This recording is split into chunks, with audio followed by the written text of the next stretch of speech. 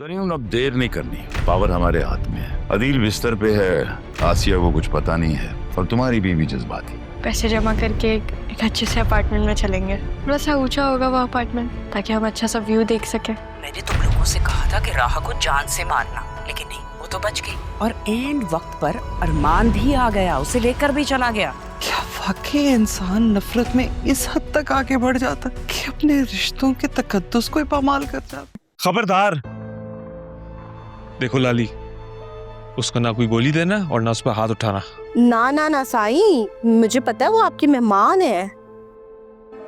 ठीक है, तुम उसका ख्याल रखो, मैं आ जाऊंगा थोड़ी देर में। साईं, एक बात पूछ सकती हूँ?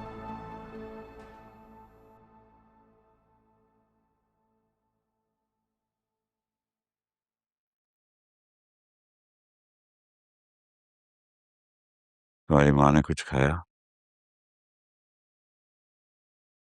बस 2 घूंट पानी ही पिया था, वो भी बहुत मुश्किल से।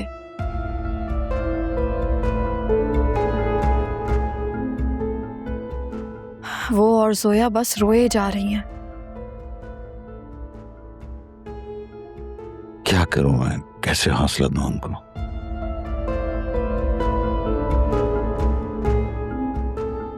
वो लोग मेरी बच्चियों को मेरे सामने से ले गए।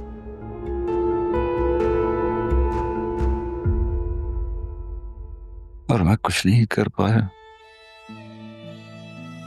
बाबा, आप खुद को इल्जाम मत दें। जो कुछ हुआ है वो सब हमारे बस में नहीं था।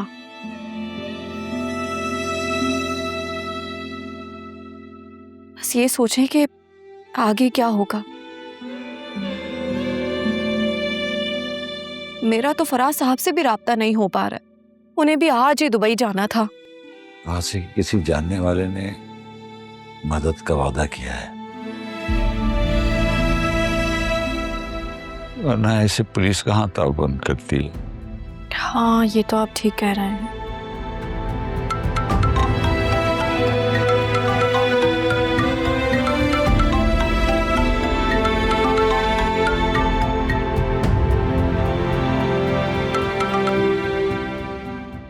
हेलो, स्लो बात कर रहे हो?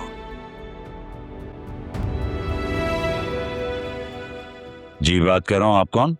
मेरी बात गौर से सुनो। अगर तुम अपनी बेटियों की खैरियत चाहते हो तो 3 करोड़ का बंदोबस्त करना पड़ेगा।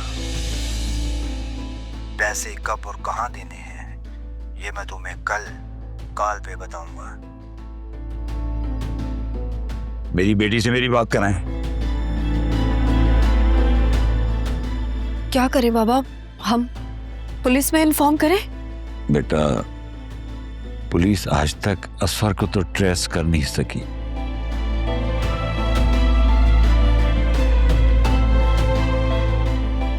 फिर पुलिस को बता के मैं अपनी बच्चों की जिंदगी रिस्क पे नहीं डाल सकता। तो ये 3 करोड़ रुपए बाबा, ये सब कैसे होंगे? इतना कैश कहाँ से आएगा? मुझे नहीं पता। करने तो पड़ेंगे ना। बेटा, मेरे पास तो जो कुछ था वो सब बेच बाच के मैंने उस जोया के लिए 2.5 करोड़ रुपए का फ्लैट खरीदा था। मेरे अकाउंट में तो अब कुछ भी नहीं है। और वो फ्लैट 1-2 दिन में तो बिक नहीं सकता। और अगर बिक भी गया तो कौन सा 1-2 दिन में पेमेंट आ जाएगी? मैं वासे से पूछती हूँ। अंकल की लाइफ इंश्योरेंस के पैसे आए हैं, शायद हमारी कुछ हेल्प हो सके। तुम पागल हो गई हो क्या? अब क्या दामाद से पैसे लेंगे? हाँ, तो कौन सा हम भीख मांग रहे हैं बाबा? फ्लैट बिकेगा तो हम पैसे वापस कर देंगे। अगर आप उनसे मदद नहीं मांग सकते तो मैं वासे से बात करती हूँ। बाबा, हमें किसी भी हाल में आयरा और फिजा को घर वापस लाना ही लाना है।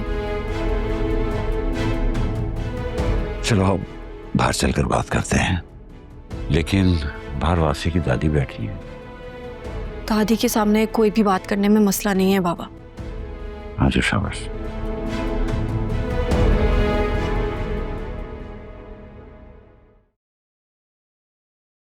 तुम बाहर खड़े रहो।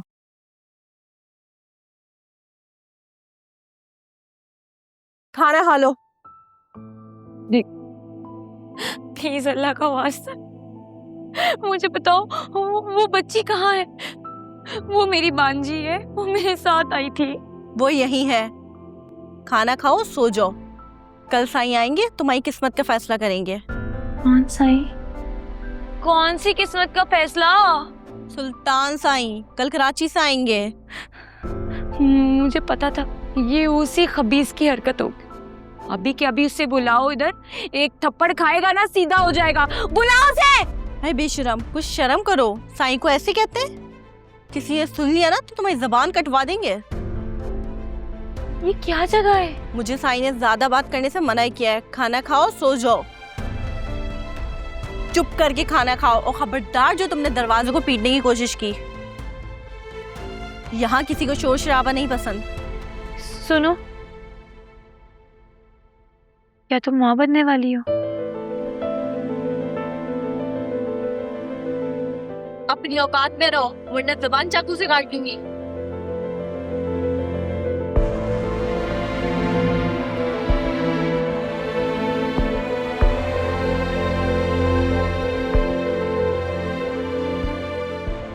हाय रा माँ, बाबा, बाबा मुझे बचा लो। आयरा को बचा ले कोई।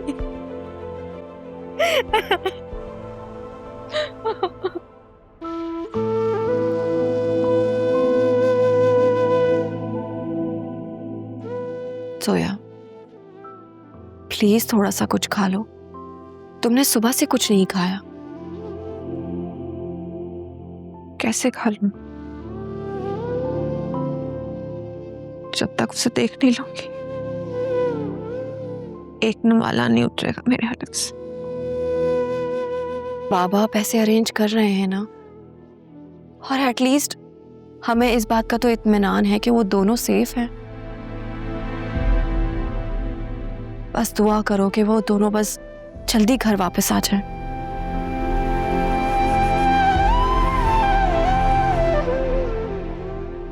दुआएं तो मैं तब भी कर रही थी जब असफर किसी और औरत के लिए मुझे छोड़ रहे थे।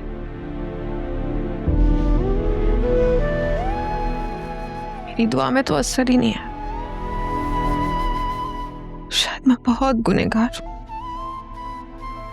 जो अल्लाह ताला मेरी दुआ कबूल नहीं करते।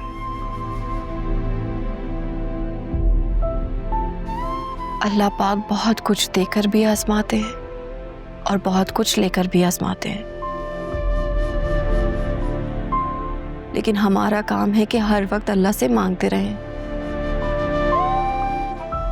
हमारे हक में जो अच्छा होगा अल्लाह पाक वो हमें जरूर देंगे।